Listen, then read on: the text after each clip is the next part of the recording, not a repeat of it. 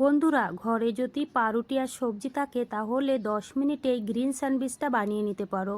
খেতে কিন্তু ভীষণ ভালো লাগে, বাচ্চাদের টিফিনেও দেওয়া যাবে, সকালে জলখাবার হিসাবেও খাওয়া যাবে। চলুন তাহলে ভিডিওটি শুরু করা যাক। সবার প্রথমে আমি গ্রিন চাটনিটা বানিয়ে নেব। তার জন্য নিয়ে নিলাম ধনেপাতা, কাঁচা লঙ্কা, সামান্য একটু লবণ আর সামান্য একটু জল দিয়ে পিষে নেব। চাটনিটা একদম রেডি। আর এইদিকে একটা বাটিতে নিয়ে নেব পেঁয়াজ কুচি, গাজর কুচি, ক্যাপসিকাম কুচি, আর দিয়েছি এখানে কাঁচা লঙ্কা কুচি আর সামান্য একটু ভুট্টা। আর নিয়েছি এখানে 50 গ্রাম পনিরটা আমি গ্রেট করে দেব। আর দিয়ে দেবো একটু চিজ। বন্ধুরা, চিজ আর পনিরটা দিলে কিন্তু এই গ্রিন স্যান্ডউইচটা খেতে অনেক বেশি ভালো লাগবে। থাকলে কিন্তু অবশ্যই দিয়ে দেবে। এবার দিয়ে দেবো সামান্য একটু লবণ, আর দিয়ে দেবো একটু চাট মশলা আর সামান্য একটু গোলমরিচের গুঁড়ো। আর 1 চামচ টমেটো সস দিয়ে কিন্তু ভালো করে প্রথমে মেখে নিতে হবে। তারপরে দিয়ে দেবো চাটনি। যে ধনেপাতার চাটনিটা আমি পিষে রেখেছিলাম তার থেকে কিন্তু সামান্য একটু চাটনি দিয়ে আবারও ভালো করে মেখে নেব।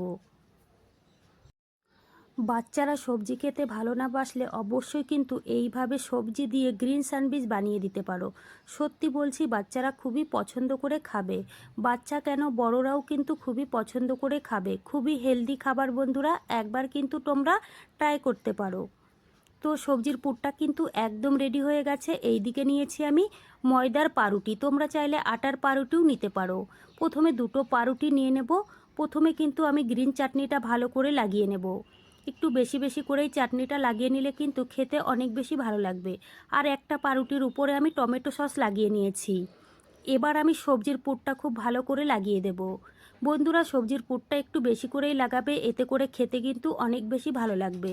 সবজির পুরটা খুব ভালো করে লাগিয়ে নিয়েছি। উপর থেকে কিন্তু আবারও একটা পাউরুটি লাগিয়ে দিতে হবে। তারপরে একটু উপর থেকে বাটার লাগিয়ে দিতে হবে, তাহলে কিন্তু একটা রেডি হয়ে যাবে। আর বাকিগুলো কিন্তু আমি একই রকমভাবে রেডি করে নিয়েছি। গ্যাসে একটা তাওয়া বসিয়ে দিয়েছি, তাওয়াটা গরম হয়ে গেছে। লাগিয়ে দেবো সামান্য পরিমাণে বাটার। এবার আমি স্যান্ডউইচগুলো একে একে তাওয়ার উপরে বসিয়ে দেব। 2 মিনিট এইভাবে রেখে দেব। তারপরে উপর থেকে কিন্তু আবার একটু বাটার লাগিয়ে দিতে হবে। এখানে বাটারের পরিমাণ কিন্তু একদম কম লাগিয়ে দিতে হবে। আমি কিন্তু একদম সামান্য সামান্য এখানে বাটার লাগিয়ে নিয়েছি। তো বন্ধুরা, 2 মিনিট হয়ে গেছে। এবার আমি উল্টিয়ে পাল্টিয়ে স্যান্ডউইচগুলো ভেজে নেব। উপরটা কিন্তু খুবই মচমুচে হয় আর ভিতরটা কিন্তু খুবই জুসি, আর খেতে কিন্তু অসাধারণ লাগে। বন্ধুরা, বাচ্চাদের টিফিনে দিলে কিন্তু বাচ্চারা খুবই পছন্দ করে খাবে। উল্টিয়ে পাল্টিয়ে সুন্দর করে ভেজে নিয়েছি। কালারটা দেখুন বন্ধুরা, খুবই সুন্দর হয়েছে। এবার আমি স্যান্ডউইচগুলো তুলে নেব।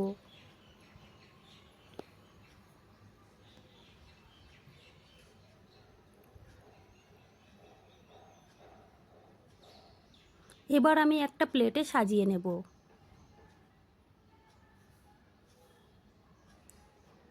তো বন্ধুরা, এবার আমি একটা স্যান্ডউইচ কিন্তু আপনাদের কেটেও দেখিয়ে দেব ভিতরটা কেমন হয়েছে। আর বন্ধুরা, উপরটা কিন্তু খুবই মচমুচে থাকে আর খেতে কিন্তু অসাধারণ লাগে। বাচ্চারাও কিন্তু খুবই পছন্দ করে খাবে।